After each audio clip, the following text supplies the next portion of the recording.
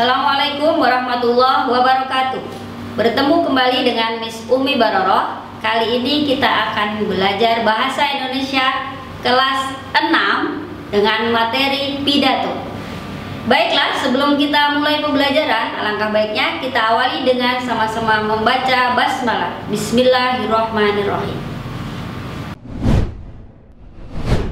Baiklah, untuk materi hari ini yaitu tentang pidato. Miss Umi akan ulas ke dalam 4 materi. Teman-teman bisa lihat ya. 1. Pengertian pidato. Kemudian 2. Tujuan pidato. Ketiga, struktur teks pidato. Dan yang keempat adalah langkah-langkah menyusun pidato. Sekarang Miss Umi akan terangkan pengertian pidato.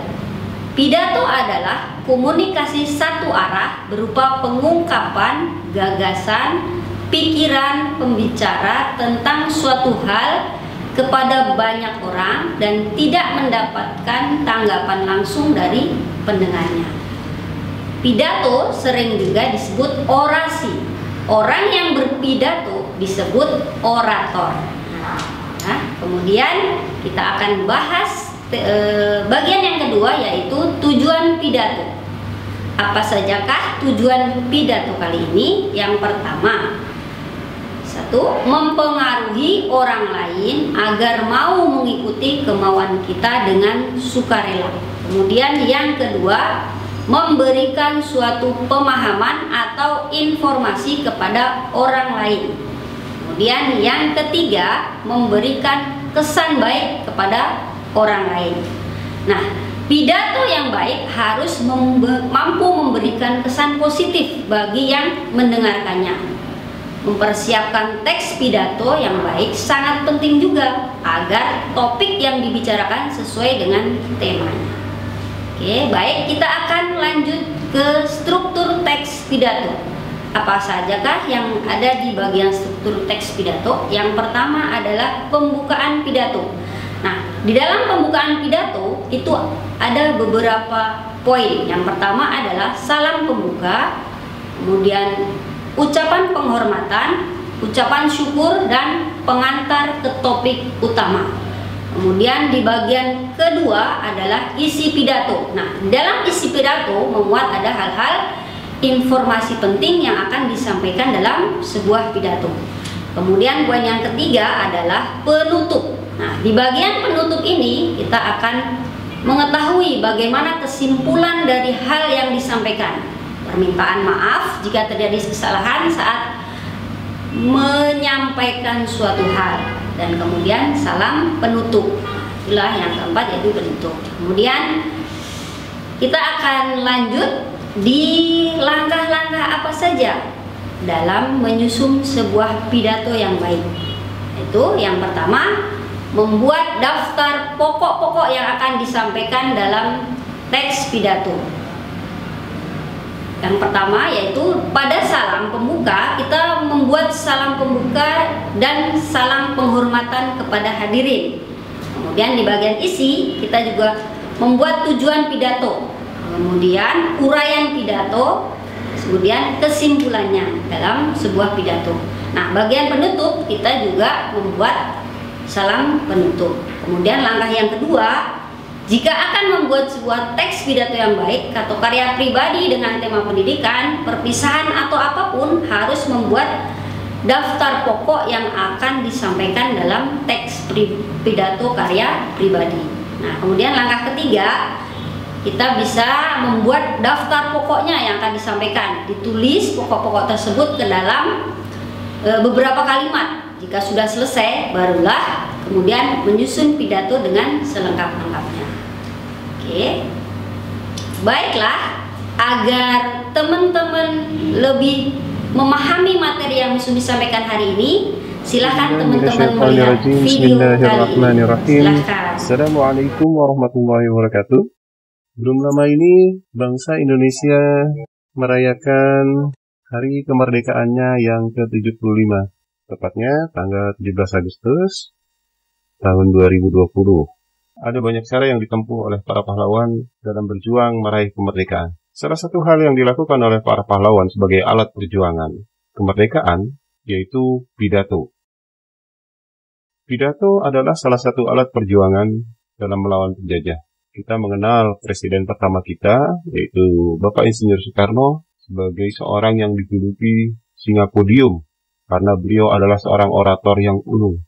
Kemudian kita juga lihat sejarah bagaimana pidato Bung Tomo mengobarkan semangat para pemuda pada tanggal 10 November 1945 untuk bangkit melawan penjajah pada waktu itu. Nah, pada kesempatan kali ini kita akan mempelajari tentang pidato.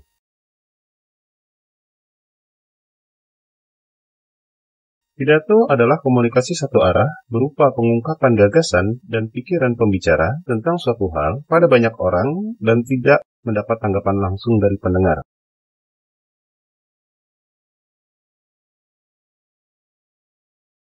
Pidato sering juga disebut sebagai orasi, maka dari itu orang yang berpidato disebut orator.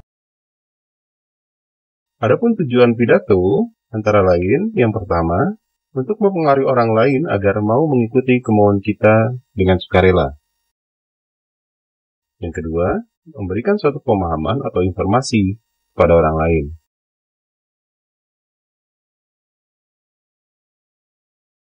Tiga, memberikan kesan kepada orang lain.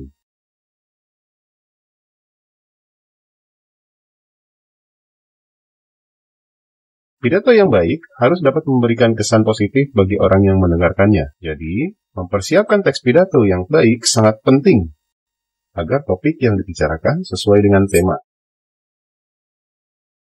Struktur pidato. Teks pidato terdiri atas beberapa struktur, antara lain sebagai berikut. 1. Pembukaan pidato terdiri atas 4 bagian, yaitu yang pertama, salam pembuka. Kemudian yang kedua, ucapan penghormatan, biasanya menyebutkan dari orang-orang yang memiliki jabatan tertinggi sampai ke orang-orang yang memiliki jabatan rendah.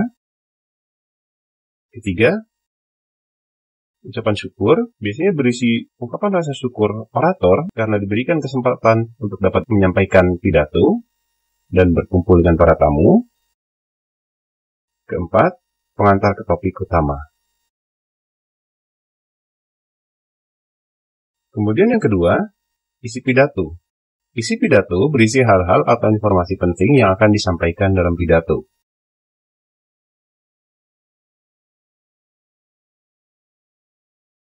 Ketiga, penutup pidato. Berisi kesimpulan dari hal-hal yang disampaikan, permintaan maaf jika terjadi kesalahan saat menyampaikan suatu hal, dan salam penutup.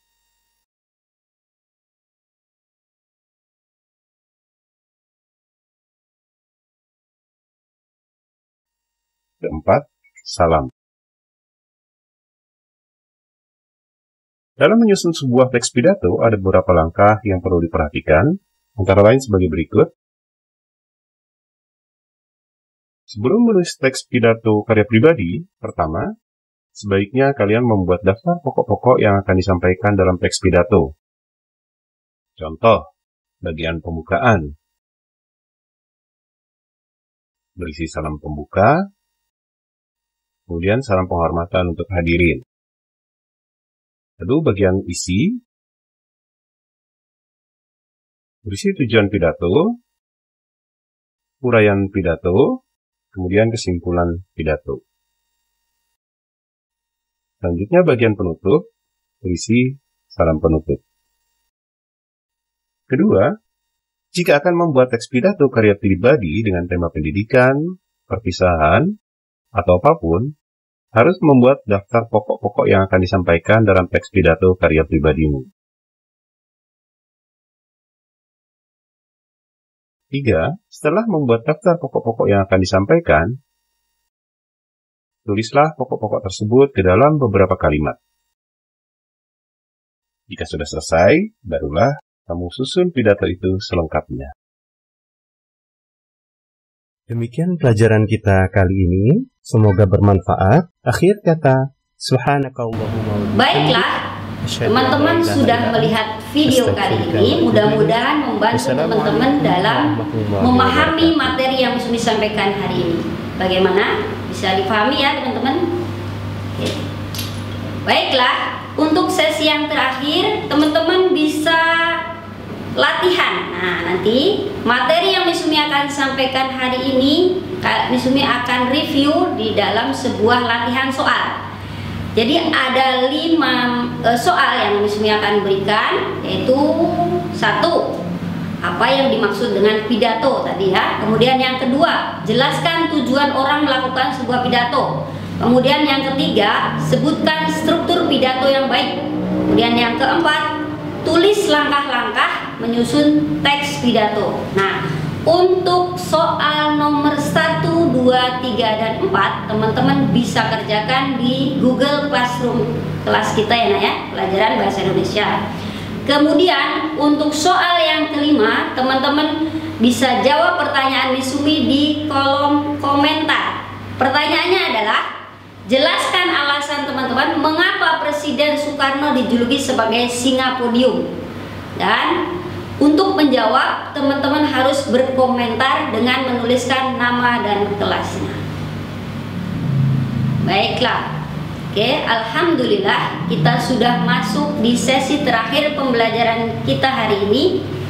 Alangkah baiknya teman-teman kita kaitkan pembelajaran kita hari ini. Pidato itu ada di dalam Al-Quran. Tentang pidato di Quran surat Ibrahim ayat 4 yang berbunyi artinya, kami tidak mengutus seorang rasul pun melainkan dengan bahasa kaumnya, supaya ia dapat memberi penjelasan dengan terang kepada mereka. Maka Allah menyesatkan siapa yang dikehendaki dan memberikan petunjuk kepada siapa yang dikehendaki. Dan dialah Tuhan yang maha kuasa lagi maha bijaksana. Alhamdulillah kita sudah berada di akhir pembelajaran kita pagi ini. Mudah-mudahan apa yang Misumi sampaikan hari ini tentang materi pidato berguna dan bermanfaat buat kalian semua dalam pembelajaran dan juga dalam kehidupan sehari-hari. Oke, sebelum kita akhiri, kita tutup dengan sama-sama membaca hamdalah. Alhamdulillahirabbil alamin. Terima kasih banyak sudah menonton video kali ini. Silahkan like, komen, dan subscribe. Dan jangan lupa share ke teman-teman yang sebanyak-banyaknya. Assalamualaikum warahmatullahi wabarakatuh.